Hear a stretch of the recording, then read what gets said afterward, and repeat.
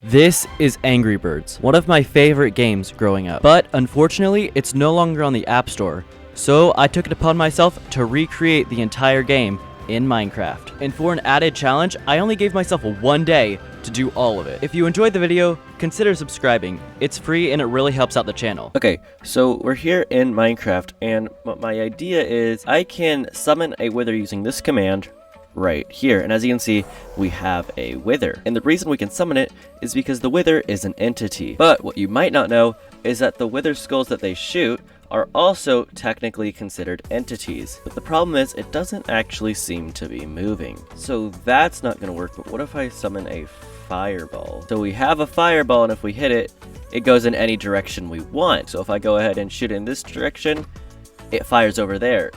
If I do it in this direction, it fires over there. And the cool thing about this is you'll know it's actually always facing towards me, so we never have to worry about some sort of odd texture. So I just created this new texture pack right here. I'm gonna go ahead and add it to Minecraft. And now if I summon in another fireball, it should just look like an Angry Bird.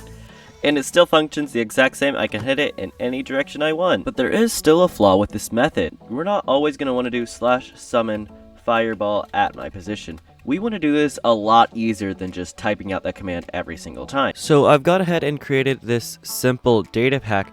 So when we go into Minecraft here, all we have to do is right click on this warp fungus on a stick, and it detects when we click. But the problem with this method is it's really inefficient. Like, you're detecting a warped fungus on a stick right clicking. When I go ahead and right click, it will summon it, but it's just so inefficient.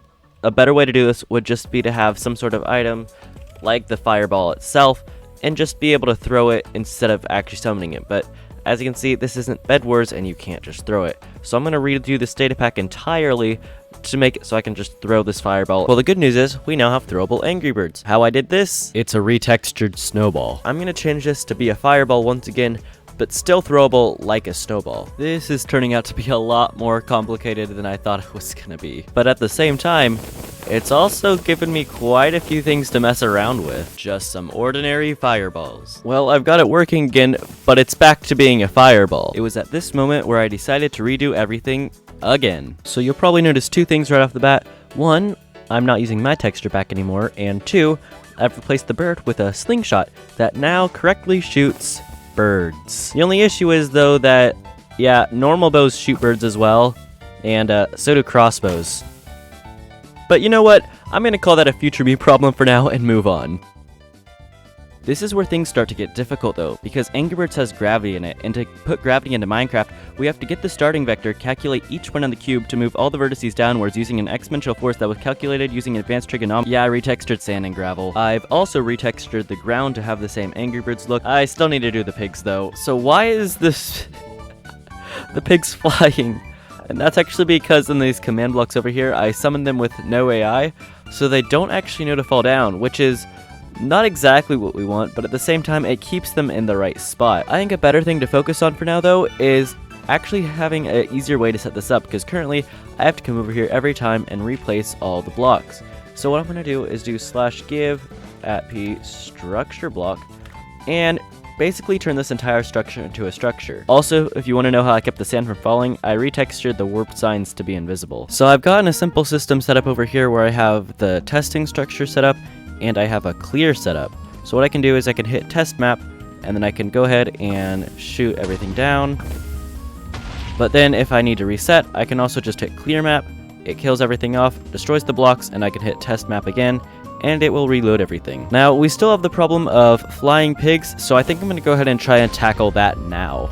This is pretty much the opposite of what we want. It's just sliding around on the air. And now we're essentially done. If we go ahead and hit test map, we have all the pigs there. They do rotate around, but I don't think that's the big deal. They don't move though. And if I go ahead and shoot them... Okay, well I missed all of them, but you'll see they still do fall. Okay, I've just hit all of them. If I shoot down here though... Are you kidding? Okay, you'll see that they do fall. Now what I want to do is create different maps so it's not just this every single time. So what I'm going to do is I'm going to copy this template over here and just create a bunch of different maps and then randomly select them.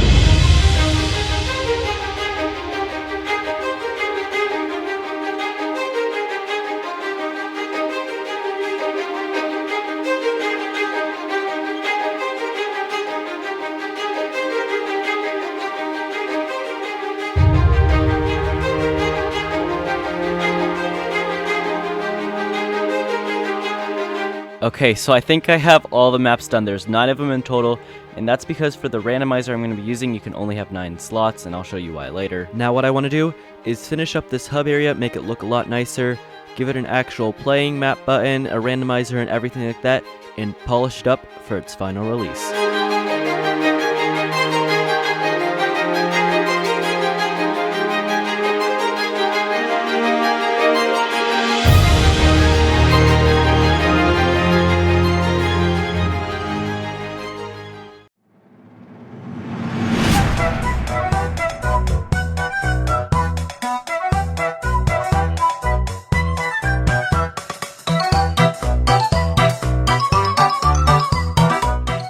It's currently 11:48, and that means I have 12 minutes left to spare, but I finally have it done.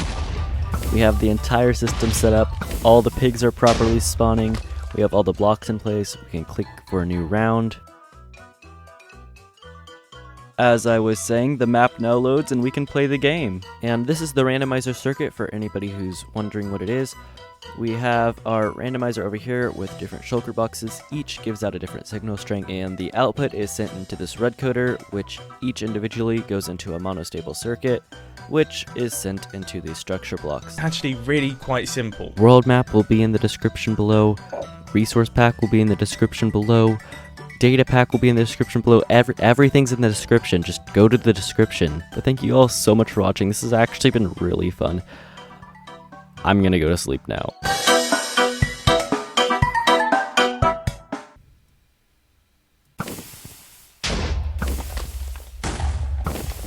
Wait a minute.